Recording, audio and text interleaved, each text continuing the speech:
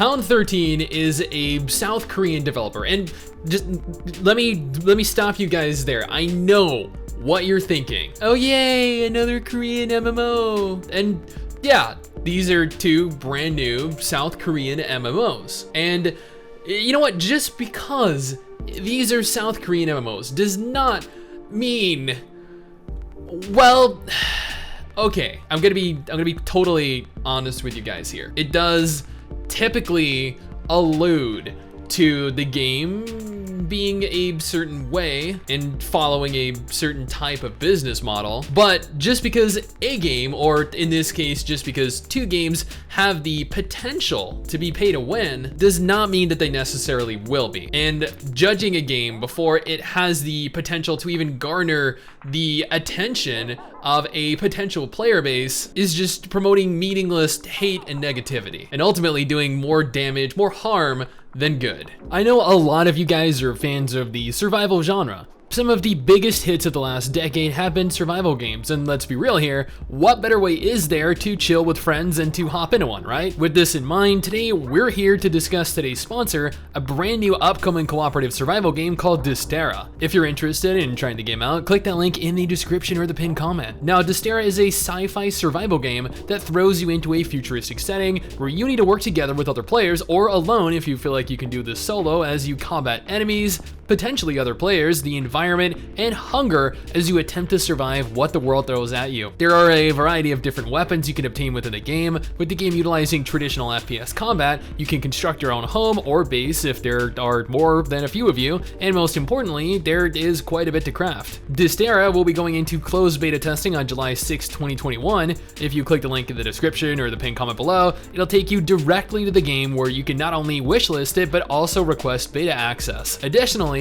they will have early access codes to give out to a select number of players that participate in both the closed beta test and the follow-up survey. More info will be available via their Discord or Steam channels, so make sure to keep an eye on them. Now, before we go any further, the footage being displayed is not of either of the games in question. We have absolutely no footage from either game currently. The footage that you're watching right now is just footage from games that we have already recorded or covered in the past. Now, for those of you that want to stay up to date with either of these games or just MMO news in general, scroll down, hit that subscribe button, and become part of our community. So, Hound13 is in the process of developing two different MMOs, or at least one of these is a definite confirmed MMO, and the other is an online RPG, which, if you think about it here, equates to pretty much the same thing. PSO2, as an example, is an online RPG. Lost Ark is another prime example of an online RPG. Regardless, it was announced earlier last week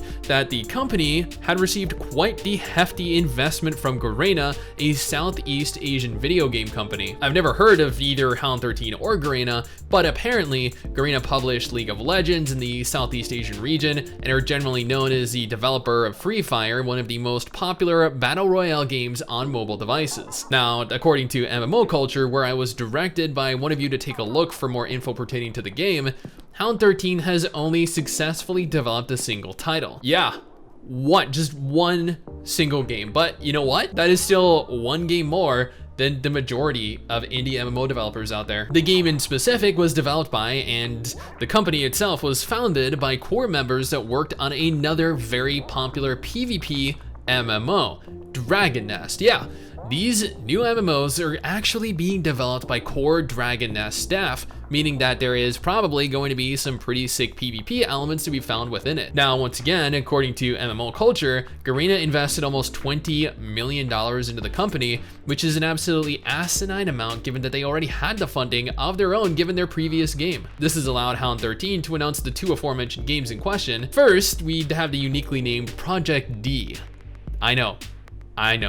South Korea is very fond of their project names. Project D is going to be a cross-platform Unreal Engine 4 MMO featuring cross-play functionality between PC and mobile devices, much like Genshin Impact, Honkai Impact, Tower of Fantasy, and other popular cross-platform games. We have an image to accompany this reveal, showing what seems to be a large, beautiful world and a Valkyrie? I'm gonna go out on a limb here and assume that that's some type of Valkyrie. The armor, and more specifically the headpiece, it really gives off the whole Valkyrie feel to me, which kind of gives a small idea of the type of game that it's ultimately going to be. Then we have Project M, which is going to be an online narrative-driven action RPG completely for PC. Yeah, no mobile, no cross-platform functionality whatsoever. This is built exclusively for PC players and will utilize Unreal Engine 4 to power a large dark fantasy world. Again, we were given an image to accompany this reveal, and let me tell you, South Korea really knows how to design their characters. On the one hand, she looks like she's all marked up with magical symbols, which leads me to believe she's some type of witch, and the fact that she looks much more Caucasian as opposed to the typical Asian aesthetic we get out of Korean or Chinese games. It's unconfirmed at present whether or not Garena will be publishing these games outside of South Korea, as they have done with their other games, and I'm not familiar with Garena enough to really know if their games were ever pay to win or not. Alas, we do have two brand new games to potentially be excited for. One is a cross-platform MMO like Tower of Fantasy and Genshin Impact, if Genshin Impact were an MMO, and the other is a PC online RPG like Lost Ark or PSO2, but hopefully not with like a top-down isometric point of view. Absolutely no information has been released pertaining to the release date for either of the games, nor do we know the depth of the character creation, the combat system for Project D. Project M has action combat, so we have a slight idea of how that's going to play. We don't know the business model, but judging by the developer, they will likely both be completely free to play. And there we have it, two entirely new games. One or both might end up being great games, and by that very same logic, one or both might end up as terrible games. I mean, only time will tell. Regardless, I will make sure to keep you guys updated with any and all information pertaining to either of these titles as the information is made readily available to me. And of course, as we continue to make progress through this, like I have done with Odin Valhalla Rising, I will let you guys know whether these games are ultimately going to be worth your time or if you should just avoid them. And I apologize for the crazy hair. I just finished a Black Desert stream, and yeah, typically I record videos before streams because I get all messy and everything after the stream. Yeah. Someday soon I'm gonna make it. Yeah, all hard work's gonna be worth it. Ooh,